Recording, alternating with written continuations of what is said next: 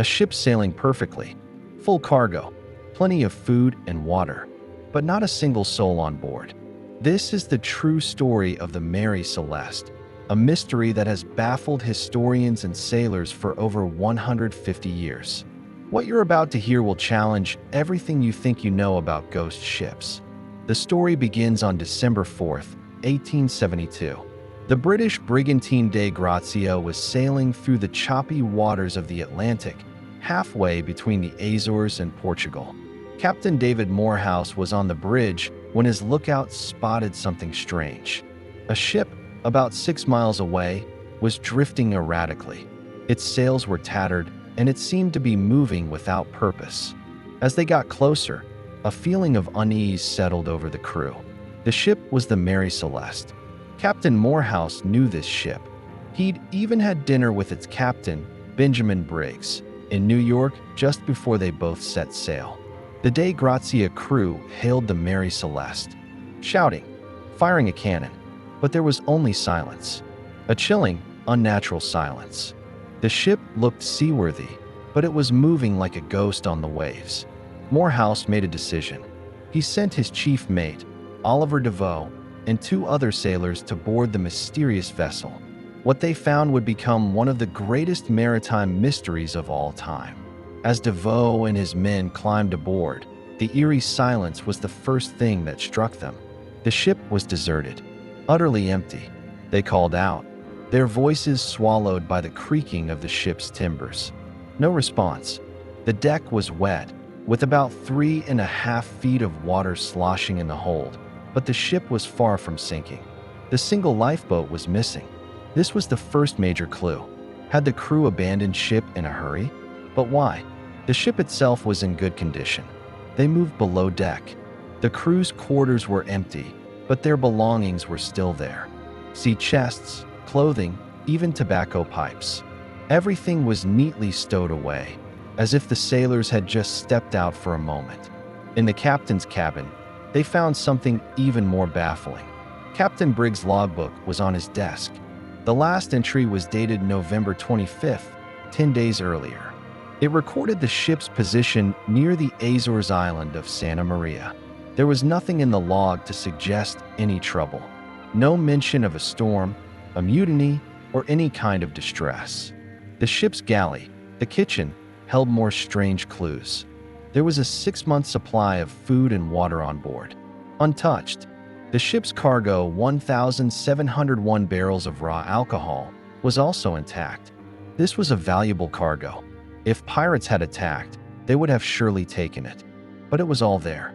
This ruled out the most obvious theory. This wasn't a simple case of piracy. Something far stranger had happened. One detail that has puzzled investigators for years is the state of the captain's cabin. On the captain's table, his wife's sewing machine had a small vial of oil sitting upright beside it, not even knocked over by the ocean's sway. A child's toys were found scattered on a bunk. It was a scene of peaceful, everyday life, frozen in time. It was as if the 10 people on board, Captain Briggs, his wife Sarah, their 2-year-old daughter Sophia, and the 7 crewmen, had simply vanished into thin air. But there was evidence of some disturbance. A sounding rod, used to measure water in the hold, was found lying on the deck. This suggests the crew might have been worried about taking on water, but the pumps were in working order. The amount of water in the hold wasn't dangerous for a ship of its size. It was a normal amount for a wooden vessel at sea.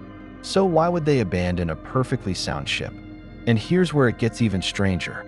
The ship's chronometer and sextant, vital navigational instruments, were missing.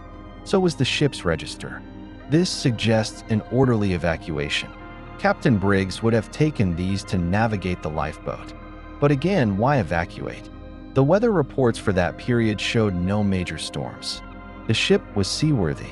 It makes no sense. The Dei Grazia crew decided to salvage the Mary Celeste.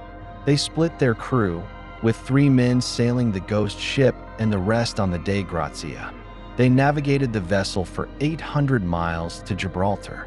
When they arrived, the story of the abandoned ship exploded. A maritime court was convened to investigate. And this is where the theories really start to fly. The court's lead investigator, a man named Frederick Solly Flood, was immediately suspicious. He was convinced foul play was involved. He couldn't accept that a crew would just abandon a valuable ship for no reason. His primary theory was mutiny. He suggested the crew had gotten into the alcohol cargo, murdered Captain Briggs and his family in a drunken rage, and then fled in the lifeboat. To prove his theory, he ordered a forensic examination of the ship. He pointed to a few dark stains on the deck and a sword found under the captain's bed. He claimed these were bloodstains and a murder weapon. However, when the stains were tested, they were found not to be blood, and the sword was just a standard officer's blade, clean and rust-free. There was absolutely no evidence of violence on board. The mutiny theory fell apart. So, if not mutiny, what else could it be? Another theory emerged, this one involving the cargo itself. The 1,701 barrels of denatured alcohol. The idea is that some of the barrels might have leaked, creating a buildup of flammable vapor in the hold. Fearing an imminent explosion, Captain Briggs ordered everyone into the lifeboat as a precaution. They might have tied a tow line to the Mary Celeste, planning to wait at a safe distance.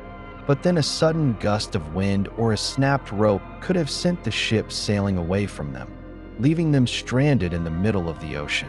This alcohol vapor theory is one of the most popular and plausible explanations.